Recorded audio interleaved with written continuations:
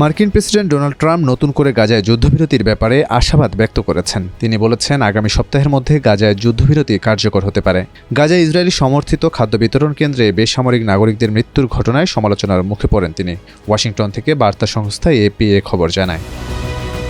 ফিলিস্তিনের সংঘর্ষে লিপ্ত ইসরায়েল ও হামাসকে যুদ্ধবিরতিতে রাজি করতে চেষ্টা করে যাওয়া কয়েকজনের সঙ্গে কথা হয়েছে জানিয়ে মার্কিন প্রেসিডেন্ট বলেন, যুদ্ধবিরতি খুব শিগগিরই হবে বলে মনে হচ্ছে। হোয়াইট হাউসের ওভাল অফিসে কঙ্গো রুয়ান্ডা চুক্তি উদযাপনের এক অনুষ্ঠানে তিনি সাংবাদিকদের কথা বলেন।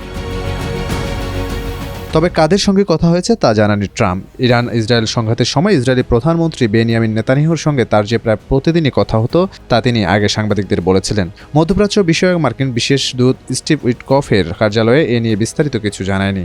তারা বলেছে, ট্রাম্পের মন্তব্যের বাইরে বলার মতো কোনো তথ্য তাদের কাছে নেই।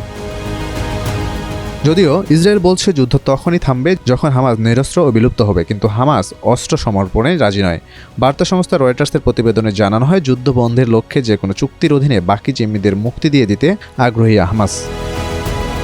2023 সালের 7 অক্টোবর ইসরায়েলে হামাসের হামলার পর যুদ্ধে জড়ায় দুই পক্ষ। সেদিনের হামলায় ইসরায়েলে প্রায় 1200 লোকের মৃত্যু হয়েছে বলে দাবি তেল আবিবের।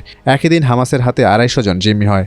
এরপর থেকে ইসরায়েলি সামরিক বাহিনীর লাগাতার হামলায় 56,000-এর বেশি ফিলিস্তিনের মৃত্যু হয়েছে বলে জানিয়েছে গাজার স্বাস্থ্য মন্ত্রণালয়। ভূখণ্ডটির প্রায় সবাই বাস্তুচ্যুত হয়েছেন। দেখা দিয়েছে ভয়াবহ খাদ্য সংকটের। এদিকে 2025 সালে জানুয়ারিতে ট্রাম্প ক্ষমতায় আসার আগে সাবেক মার্কিন প্রেসিডেন্ট জো বাইডেনের প্রশাসন ইসরায়েল ও হামাসের মধ্যে একটি শান্তি চুক্তি করেছিল। সে চুক্তির সময়ও উইটকফ বাইডেন প্রশাসনের কর্মকর্তাদের সহযোগিতা করেছিলেন, যদিও শেষ পর্যন্ত সে চুক্তিটি বেশি দিন টেকেনি।